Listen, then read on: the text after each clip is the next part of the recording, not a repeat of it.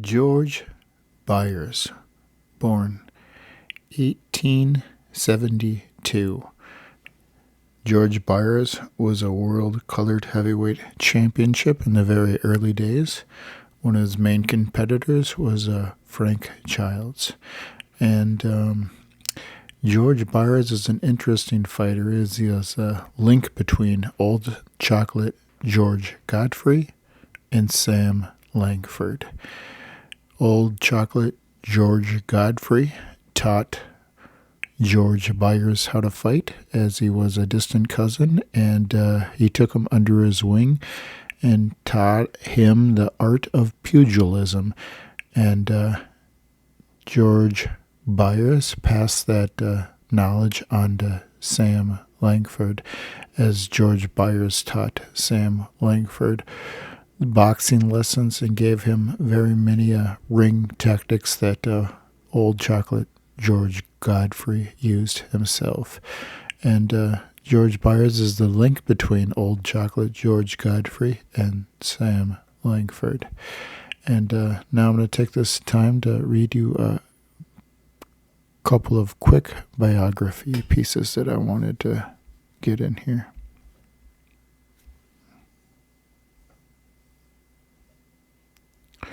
George Byers, like his prize-fighting cousin George Godfrey before him, grew up in the Bog, a poor mixed-race neighborhood in Charlotte's West End.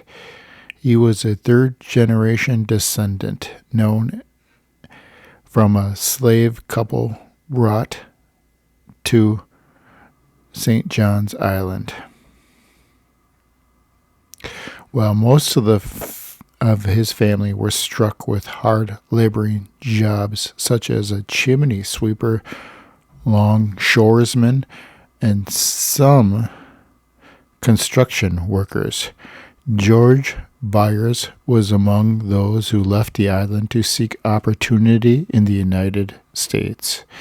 He received some boxing lessons from Dick Cronin before leaving Charlotte in 1890 for Boston, where probably had support from Godfrey, a prominent bare-knuckle fighter who ran a boxing school in the city and was the son of George's aunt, Sarah Godfrey. Most, possibly all of Byers' bouts would be fought with gloved hands for prize money, often in gambling halls that were subject to raids by the police. Rounds were 3 minutes long, each followed with a 1-minute break, and competitive matches were most often scheduled to last between 6 and 25 rounds. Those were the distance that were normally decided on points awarded by judges or the decision of the referee. George's first professional contest was a 3-round draw against Jack Colton, August 1895 in Boston. Over the next 9 years, he would box across the United States as a welterweight, middleweight, light heavyweight, and heavyweight. Despite the fact that he was only 5 foot 8.5 inches tall and a maximum fighting weight of 165, one report from a Boston newspaper in 1900 noted that he was boxing as a welterweight but challenging a champion middleweight. It had been the ambition of Byers to get a match with Tommy Ryan, the world middleweight champion, but the latter drawed the color line when pressed for a chance by George Byers. Now I'm going to read you the beginning of George Byers' introduction in the World Colored Heavyweight Championship book. This is George Byers. Any conversation about Frank Childs will eventually turn to George Byers, another very talented pugilist. The pair would cross paths just before the turn of the century and meet on a few occasions. Although Byers began as a middleweight and gradually worked up to the light heavyweight ranks, he wasn't afraid of mixing it up with the big boys. In contrast to Childs, he was smaller, lighter, and more boyish, yet intelligently charmed. Born in a British colony in 1872, Living in Charleston did not constitute an easy life for the large Byers family. In fact, it was a challenge, crime-ridden, poverty-stricken, and violent for most African Canadians living on the island. Young George desired more, but just where to find it he wasn't certain. When the youngster discovered that his compact and muscular frame suited the sweet science, he decided to follow in the footsteps of George Godfrey. If Boston was good enough for Old Chocolate to achieve success, Byers believed, then why not for him? As a young teen, Byers set out to achieve his dream. Life in the hub wasn't simple either. After working his way through various jobs, Byers found employment on the docks of the Boston waterfront. He stood 5 foot 8.5 inches and was cut like a Michelangelo sculpture, weighing between 130 and 155 pounds. Byers believed he could compensate for any physical disadvantage by fighting smarter and or more scientific, as they used to say. To accomplish this task, Byers turned to George Godfrey. The former heavyweight champion loved what he saw in Byers and planned to model him after his own self. Even admitted that he saw not only himself in the youth, but Peter Jackson as well. Byers trained hard and learned quickly.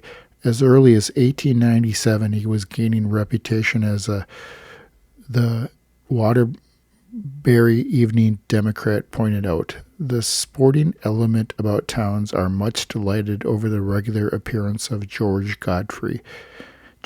Byers, the famous colored black expert of Boston, who is to figure in a contest tomorrow against Harry Peppers. The young man goes through here at a rapid gait, accompanied by 2 older gentlemen, probably trainers. When walking swiftly, they run with the utmost of ease.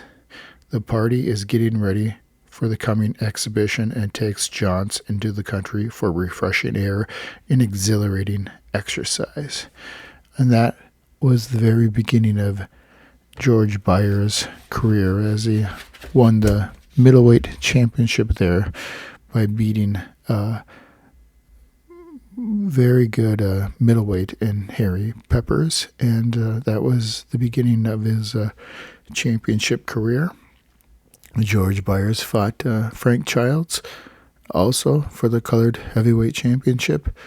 As stated in those words there, George Byers didn't have the strongest of punch. He was a lighter, more defensive type of a fighter, and he proved himself for pound to be very well conditioned, and usually would outlast his opponents out of sheer vitality and endurance. That's how he would get many victories. And George Byers proved to be a very successful fighter and very great pupil of Old Chocolate, George Godfrey.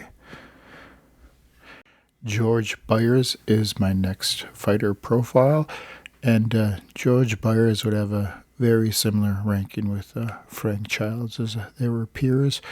Both of them went back and forth as to who was the better fighter. Byers got the first long dramatic win over Frank Childs by injuring his eye in the early part of the fight, and Childs was handicapped through the rest of the fight, and Byers proved the victor, and that was really his biggest win over Childs, as his luck would prove to be worse and worse against Frank Childs as more matches went on.